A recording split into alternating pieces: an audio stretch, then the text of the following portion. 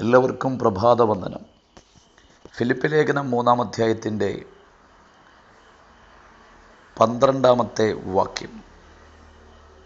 ലഭിച്ചു കഴിഞ്ഞുവെന്നോ തികഞ്ഞവനായോന്നല്ല, ഞാൻ ക്രിസ്തുയേശുവിനാൽ പിടിക്കപ്പെട്ടിരിക്കുന്നത് കൊണ്ട് എനിക്കും അത് പിടിക്കാമെന്ന് വെച്ച് പിന്തുടരുന്നതേയുള്ളൂ. പൗലോസിൻ്റെ ഉന്നതമായ ഒരു പ്രസ്താവനയാണ് ഈ വാക്യങ്ങളിൽ നാം മനസ്സിലാക്കുന്നത്. ദൈവത്താൽ പിടിക്കപ്പെട്ടവരായി മാറുക എന്നുള്ളത് ഏറ്റവും മഹത്വകരമായ ഒരനുഭവമാണ്. ഇവിടെ പൗലോസ് ദൈവം തന്നെ ശുശ്രൂഷയ്ക്ക് വേർതിരിച്ചതിൻ്റെ വേറൊരു പ്രയോഗം നൽകുകയാണ്. ഞാൻ ക്രിസ്തുവിനെ പിടിച്ചതല്ല, ക്രിസ്തു എന്നെ പിടിച്ചിരിക്കുന്നു. ആത്മീയ ലോകത്തിൽ മുഴുവനും ക്രിസ്തുവിനെ പിടിച്ചവരും ക്രിസ്തുവിനെ തിരഞ്ഞെടുത്തവരും ക്രിസ്തുവിനെ വിളിക്കുന്നവരും ഇഷ്ടം പോലെയുണ്ട്. എന്നാൽ ഇതിൻ്റെ ഏറ്റവും ആവശ്യമായ നിലയിലുള്ള ദൈവിക ഇടപെടലെന്ന് പറയുന്നത് ദൈവം പിടിക്കുക, ദൈവം തിരഞ്ഞെടുക്കുക, ദൈവം വിളിക്കുക എന്നുള്ളതാണ്. ദൈവത്തെ തിരഞ്ഞെടുത്തവർ ഒത്തിരിയുണ്ട്, ദൈവത്തെ വിളിച്ചവർ ഒത്തിരി പേരുണ്ട്, ദൈവത്തെ പിടിച്ചവർ ഒത്തിരി പേരുണ്ട്. ഈ പ്രഭാതത്തിൽ നാം ചിന്തിക്കേണ്ടത് നാം ദൈവത്തെ പിടിച്ചതല്ല, ദൈവം നമ്മെ പിടിച്ചതാണ്. നാം ദൈവത്തെ തിരഞ്ഞെടുത്തതല്ല, ദൈവം നമ്മെ തിരഞ്ഞെടുത്തതാണ്. നാം ദൈവത്തെ വിളിച്ചതല്ല, ദൈവം നമ്മെ വിളിച്ചതാണ്. ഈ ഒരു തിരിച്ചറിവാണ് നമ്മുടെ ജീവിതത്തിന് ഏറ്റവും അനുഗ്രഹമായ ജീവിതം സമ്മാനിക്കപ്പെടുന്നത്. ആ ദൈവം പിടിച്ചിരിക്കുന്നു എന്നുള്ള ചിന്ത തന്നിൽ ഭരിക്കപ്പെട്ടതുകൊണ്ടാണ് അനവധി പ്രതികൂലങ്ങളെ കണ്ടുകൊണ്ട് ചിരിക്കുന്ന മുഖത്തോടെ ഈ ലേഖനത്തിൽ പൗലോസ് പറയുന്നത് കർത്താവിൽ എപ്പോഴും സന്തോഷിപ്പീൻ എന്നുള്ളത്. നമുക്കറിയാം, പൗലോസിനെ വിവിധ രാജ്യങ്ങൾ, സാമ്രാജ്യ അധിപന്മാർ പിടിച്ചിട്ടുണ്ട്. അവിടെ ചക്രവർത്തിമാർ പിടിക്കുമ്പോഴും ദൈവം തന്നെ പിടിച്ചെന്നുള്ള ഉന്നതമായ ചിന്ത തന്നെ ഭരിക്കപ്പെട്ടതുകൊണ്ടാണ് വളരെ അപൂർവങ്ങളായ നിലവാരങ്ങളിൽ പലയിടങ്ങളിലും താൻ രക്ഷപ്പെട്ട് പുറത്തു വരുന്നത്. ഇന്നും പലരും നമ്മെ പിടിക്കുമ്പോഴും ദൈവം നമ്മെ പിടിച്ചു എന്നുള്ള കാരണങ്ങളാണ് പല ബന്ധനങ്ങളും പ്രശ്നങ്ങളും നമ്മളിൽ നിന്ന് അകന്നു മാറുവാനിടയായത്.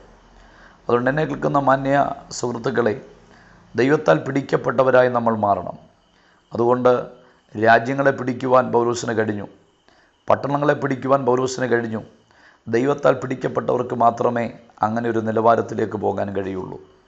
രണ്ടാമത് ദൈവത്താൽ പിടിക്കപ്പെട്ട വ്യക്തി ആമോസാണ്.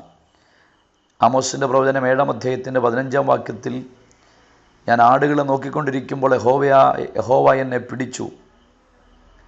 ഇവിടെ ആമോസ് അത് പറയാനുള്ള കാര്യം 7-ാം അധ്യായത്തിൻ്റെ 13-ാമത്തെ വാക്യത്തിൽ 12-ാമത്തെ വാക്യത്തിൽ അമസ്യാവെന്ന് പറയുന്ന വ്യക്തി ആക്ഷേപിച്ചുകൊണ്ട് ആമോസിനോട് പറയുന്നുണ്ട്, ഉപജീവനാർത്ഥം യഹൂദാദേശത്തിലേക്ക് പോയി അഹോവൃത്തി കഴിച്ചുകൊള്ളുക.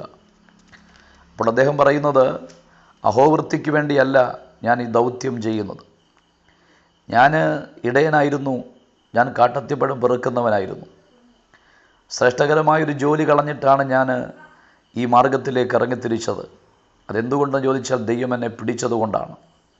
ഈ പ്രഭാതത്തിൽ സന്ദേശം കേൾക്കുന്ന പ്രിയപ്പെട്ടവരെ, നിങ്ങളുടെ ശുശ്രൂഷയെ ചോദ്യം ചെയ്യുന്ന ഒട്ടനവധി ആളുകൾക്കാണ് ഇത് ഉപജീവനത്തിൻ്റെ മാർഗമെന്നും ധനസമാഹരണത്തിന് കണ്ടെത്തിയ മാർഗമെന്നൊക്കെ ആരൊക്കെ വിമർശിക്കപ്പെട്ടാലും ആ കാലഘട്ടത്തിൻ്റെ വിമർശനാത്മകമായ ചോദ്യങ്ങളുള്ള നമ്മുടെ ഏറ്റവും ഉന്നതമായ പ്രഖ്യാപനം ഇതാകണം: എൻ്റെ ദൈവം എന്നെ പിടിച്ചതുകൊണ്ടാണ് ഞാൻ ഈ മാർഗത്തിലേക്ക് ഇറങ്ങിത്തിരിച്ചത്.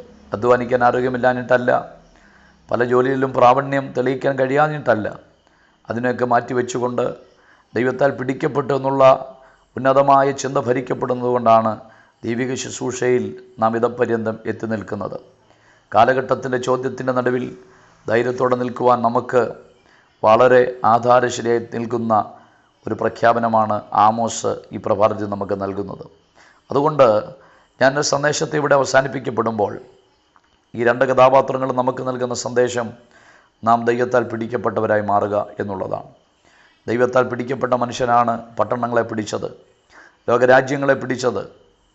അനേകർ അദ്ദേഹത്തെ പിടിക്കപ്പെടുമ്പോഴും അദ്ദേഹത്തെ അനേകർ അറസ്റ്റ് ചെയ്യുമ്പോഴും ദൈവം തന്നെ പിടിച്ചതുകൊണ്ട് തൻ്റെ മേലുള്ള ഉത്തരവാദിത്വം ദൈവത്തിനുണ്ടെന്നുള്ള തിരിച്ചറിവ് അദ്ദേഹത്തെ ഭരിക്കുവാനും ഒക്കെ ഇടയായതുകൊണ്ട് ആയിട്ടുള്ളതായി നാം കാണുന്നുണ്ടല്ലോ.